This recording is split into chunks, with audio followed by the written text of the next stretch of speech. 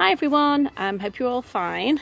Again, I thought I'd come out in the garden. Looks a little bit hazy tonight, so I think it might rain a bit later on, but for the time being, we're good to go. So chapter 6, Fame and My Family by Sammy Swift. I felt as if a huge dog was licking my face. I opened my eyes and saw that it was Cyril, not licking my face. He had his plastic bucket and he was dabbing me with a wet sponge. "All right, Cyril," Mr. Dickory was saying. "You're supposed to wake him up, not drown him." "It was too much of a shock," said Mr. Quint. "We should have broken it to him slowly." It was a shock, all right. I was just thinking that I'd escaped from a nasty corner, and here I was in a worse one. Much worse. A really nasty corner. Flanchester United, one of the biggest clubs around. "What's the matter, lad?" asked Mr. Dickory. "Don't you want to go to Flanchester?" "Well," I said. "Of course he does, Mr. Dickory," said Cyril. "We'd all love to go to Flanchester, wouldn't we?" "Right then, sign here, and here, and here." And I did. Well, I was still in a daze. I shouldn't have done it, but they were all urging me to go ahead. What a wonderful chance, Sammy. Flanchester United. You're a lucky lad, you really are. Oh, I bet all your friends would be so jealous. And on, till I almost began to believe them. Maybe it would be good to go to a club like that.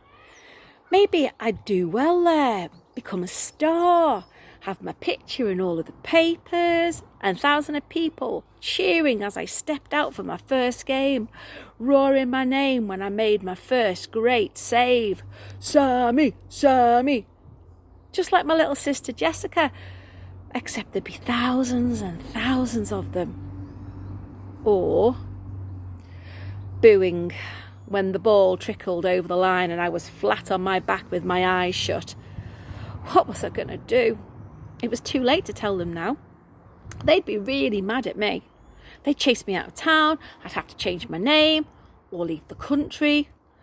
What was I going to do? If only Reginald T. Quint hadn't seen that marvellous save.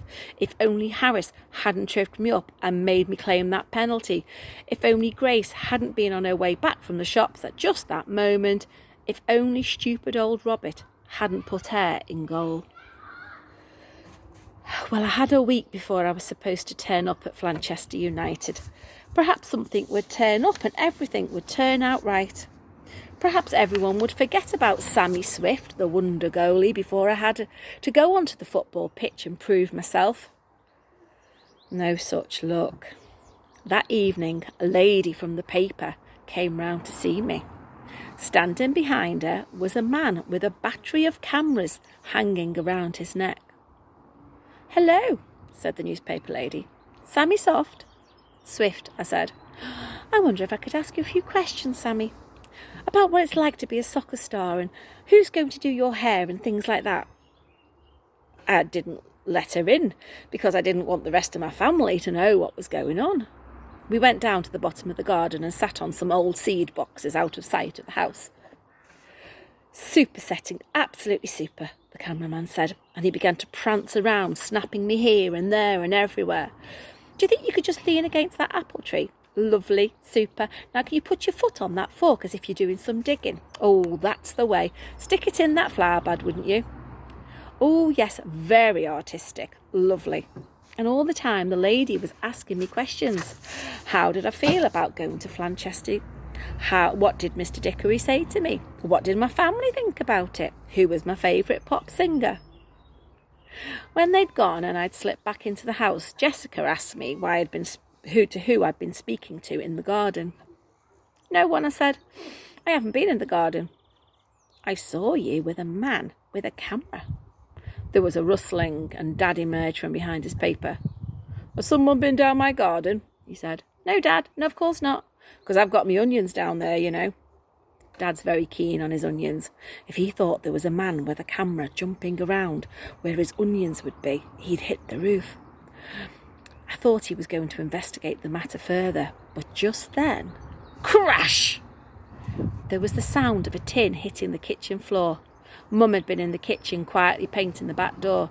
Suddenly she shot out, waving the paintbrush about her with wrath. Harris darted ahead of her like a streak of black lightning and disappeared downstairs. Thank you, Harris, I thought. That's taken their minds off a few awkward questions. And that's the end of chapter 6.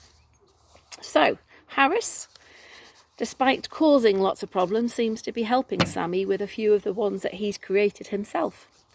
I will do the next chapter tomorrow. In the meantime, stay safe and be kind. Bye-bye.